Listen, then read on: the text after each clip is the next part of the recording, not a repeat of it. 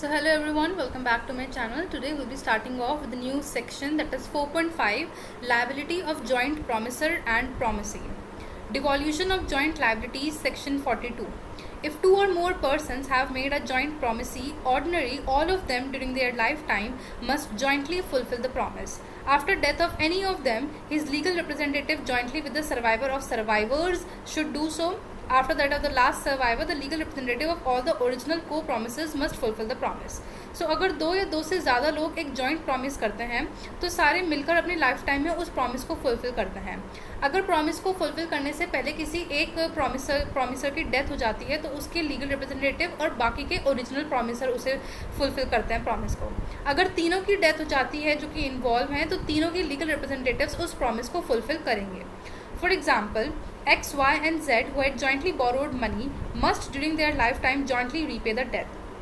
Upon the death of X, his representatives, say S, along with Y and Z should jointly repay the debt and so on. If in an accident all the borrowers X, Y, Z dies, then their legal representative must fulfill the promise and repay the borrowed amount. This rule is applicable only if the contract reveals no contrary intention.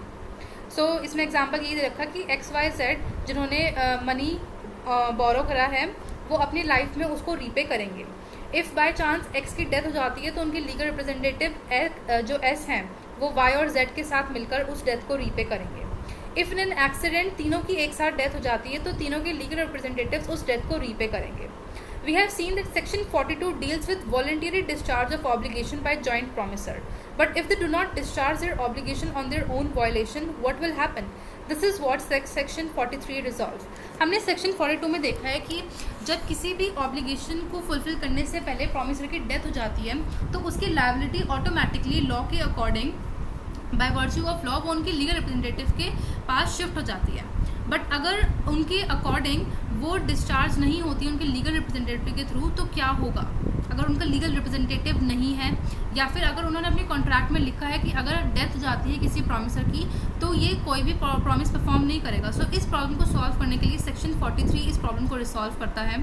Any one of the joint promisor may be compelled to perform. Section 43.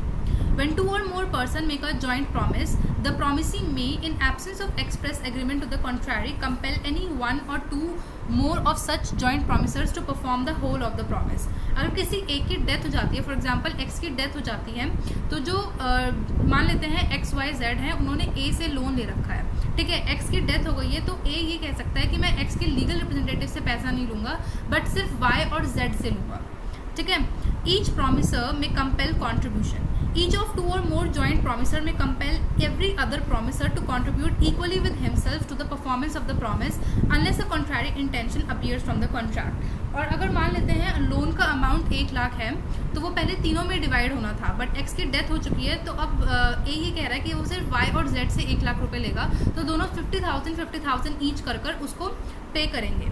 ठीक है. So this is how किसी एक joint promiser को भी compel किया जा सकता है परफॉर्म करने के लिए. In other words, if one of the joint promisor is made to perform the whole contract, he can call for a contribution from others. या फिर A सिर्फ ये कहता है कि सिर्फ मैं Y से पैसा लूँगा, X और Z से नहीं लूँगा, तो Y पूरे 1 लाख रुपए देके जो कंट्रीब्यूशन है X और Z का वो वापस ले सकता है. ठीक है. मान लेते हैं जो लोन है वो 1,50,000 का है तो तीनों को कितने कितने पैसे देना है? 50,000, 50,000, 50,000. लेकिन A ने पूरे 1,50,000 Y से ले लिए हैं. वाई ने पूरे एक साथ 1,50,000 ए को दे दिए. अब वाई एक्स और जेड से कहेगा कि अब तुम दोनों मुझे 50,000 दो ताकि तीनों का कॉन्ट्रीब्यूशन इक्वल हो. ठीक है. तो प्रॉमिसी किसी एक से प्रॉमिस डिमांड कर सकता है लेकिन बाद में जिसने पैसे दिए हैं वो बाकी के प्रॉमिसर से भी पैसे ले सकता है. मान लेते हैं हम 3 दोस्त हैं. ठीक है. हम तीनों ने उधारी ले ली. अब मेरे बाकी के जो दोस्त हैं जब पैसे मांगने आए तो वो दोनों गायब हो गए तो जितनी भी डेट थी वो मैंने पे कर दी, वो पूरी मुझे पे करनी पड़ी. मान लेते हैं 30,000 की डेट थी, 10,000 तीनों फ्रेंड्स को देने थे. अब मेरे दोनों फ्रेंड्स तो गायब हो चुके हैं तो मुझे 30,000 देने पड़े उनके बिहाफ पे भी. उनका जो कंट्रीब्यूशन था 10,000 का वो भी मैंने ही अपने उससे पे करा है. ठीक है. बाद में जब वो दोनों फ्रेंड्स मुझे मिलेंगे तो मैं उनको कंपेल कर सकती हूँ कि 10,000 तुम दो क्योंकि तुम्हारे हिस्से के पैसे मैंने पे करे हैं. ठीक है. So this is it what the text is trying to make us understand. Sharing of loss by default in contribution. If any one or two or more joint promisors make default in such contribution, the remaining joint promisor must bear the loss arising from such default in equal share. मान लेते हैं हम 3 friends थे, हम तीनों को 10-10 हज़ार रुपये देने थे, लेकिन मान लेते हैं कि मैं जो हूँ वो इंसॉल्वेंट हो चुकी हूँ, तो मेरे 10,000 को वो दोनों आपस में शेयर करेंगे. 5,000 एक्स पे करेगा और 5,000 जेड पे करेगा, तो दोनों का कितना कॉन्ट्रीब्यूशन हो जाएगा? 15,000 दैट विल मेक 30,000. ठीक है. Now explanation to section 43. Nothing in this section shall prevent a surety from recovering from his principal. Payments made by the surety on behalf of the principal or entitle the principal to recover anything from the surety on account of payment made by the principal. वही है कि अगर किसी भी कोई एक promiser गायब हो जाता है, कोई इंसॉल्वेंट हो जाता है या डेथ हो जाता है, तो इससे ये नहीं माना जाएगा कि आप डेथ पे नहीं करेंगे. You have to pay the death और obligation which is arising upon you. A, B and C jointly promise to pay D rupees 3 lakh. D may compel either A, B और C to pay him 3 lakh. ठीक है. A, B, C ने jointly promise करा कि वो D को 3 लाख रुपए देंगे. D किसी एक को भी कंपेल कर सकता है पूरे 3 लाख देने के लिए. ठीक है. A, B and C are under a joint promise to pay D rupees 3 lakh. C is unable to pay anything. A is compelled to pay the whole. A is entitled to receive 1,50,000 from B. वही है कि A, B, C ने 3 लाख का loan लिया है D से. सी देने में सी नहीं दे सकता क्योंकि वो इंसॉल्वेंट हो चुका है, तो ए को पूरे पैसे देने पड़े 3 लाख रुपए. अब ठीक है, वो दूसरे बी को कंपेल कर सकता है कि वो 1,50,000 दे, क्योंकि सी तो कुछ पे कर नहीं सकता है. X, Y and Z jointly promise to pay rupees 60,000 to A. X, Y, Z A को 6,000 रुपीज़ देने का पे प्रॉमिस करते हैं. ए में कंपेल ईदर एक्स, वाई और Z to pay the amount. If Z is compel to pay the whole amount, X is insolvent but his assets are sufficient to pay 1/2 of his death. X is entitled to receive 1,000 from X estate and 2,500 from Y. ठीक है. मान लेते हैं x, Y, Z तीन लोगों ने promise करा कि वो ए को 6,000 रुपीज़ देंगे. ए ने सारे पैसे जेड से ले लिए, तो जेड को पूरा 6,000 रुपीज़ ए को देने पड़े. अब एक्स इंसॉल्वेंट हो चुका है, लेकिन वो सिर्फ अपनी डेथ का 1/2 दे सकता है. ठीक है. सो 6,000 डिवाइड बाई 3 इज़ 2,000, 2,000, 2,000. लेकिन जो एक्स है वो इंसॉल्वेंट हो चुका है और वो सिर्फ 1/2 दे सकता है, यानी कि 2,000 का सिर्फ आधा दे सकता है, दैट इज़ 1,000 रुपीज़. तो एक्स 1,000 रुपीज़ देगा. लॉस कितना हुआ है तीनों को? 1,000 का, तो वो 1,000 शेयर करेंगे वो 500 में. ठीक है. तो Z की तरफ से 2,500 और Y की तरफ से 2,500, इस तरीके से इस लॉस को वो शेयर कर लेंगे. With thus observe that the effect of section 43 is to make the liability in the event of a joint contract, both joint and several, in so far as the promisee may, in absence of a contract to the contrary, compel any one or more of the joint promisors to perform the whole of the promise. वही बात है कि जो promisee है वो किसी भी promiser को कंपेल कर सकता है पूरी डेथ एक साथ देने के लिए. वो बाद में उन तीनों का मैटर है कि वो किस तरीके से उसको हैंडल करते हैं. Now, effect of release of one joint promisor. The effect of release of one of the joint promisor is dealt with section 44, which is stated below. Section 44 ये बताता है कि अगर प्रॉमिसी किसी एक को छोड़ देता है कि मैं तुम्हें x, y, z है और मैं y को छोड़ रहा हूँ कि y पैसे मुझे नहीं देगा, सिर्फ x और z देंगे, तो उस केस में हम क्या करेंगे?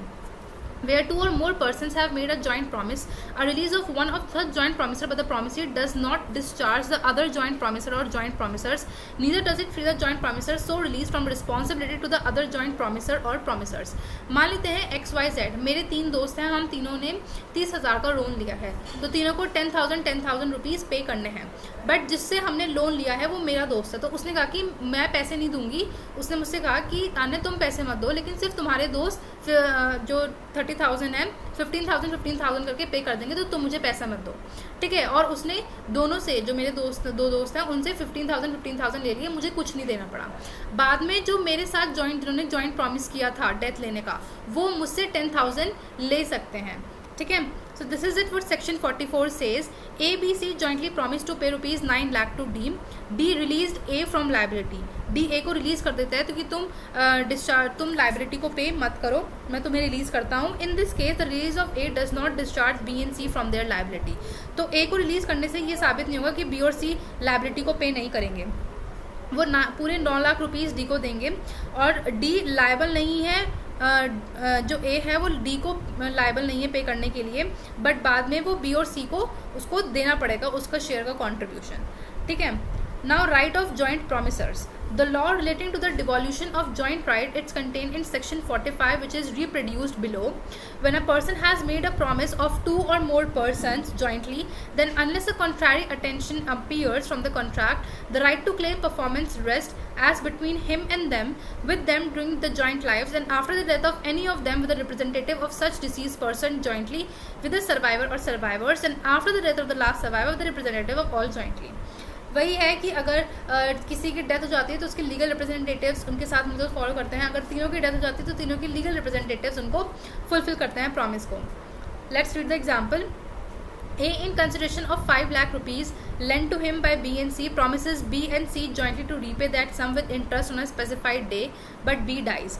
In such a case, right to demand payment shall rest with B's legal representative jointly with C during C's lifetime, and after the death of C with the legal representative of B and C jointly. वही है, B और C ने loan ले रखा है A से. B की अगर डेथ हो जाती है तो B का लीगल रिप्रेजेंटेटिव C के साथ मिलकर लोन पे करेगा. अगर B और C दोनों की डेथ हो जाती है तो दोनों के लीगल रिप्रेजेंटेटिव्स उस 5 लाख के लोन को रीपे करेंगे. So I hope you are able to understand it. इसमें हमने सबसे पहले जॉइंट प्रोमिसेस के राइट को देखा, किस तरीके से अगर एक प्रोमिसर को रिलीज़ किया जाता है तो उसकी क्या पोजीशन बन जाती है, और अगर तीनों की डेथ हो जाती है तो कैसे शेयर होगा. कोई इंसॉल्वेंट हो जाता है तो उसके लॉस को इक्वल डिस्ट्रीब्यूट करते हैं प्रोमिसर में.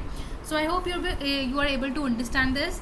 Thank you so much for watching this video. In the upcoming next video, we'll be covering the topic of time and place for performance of the promise. So thank you so much for watching this video.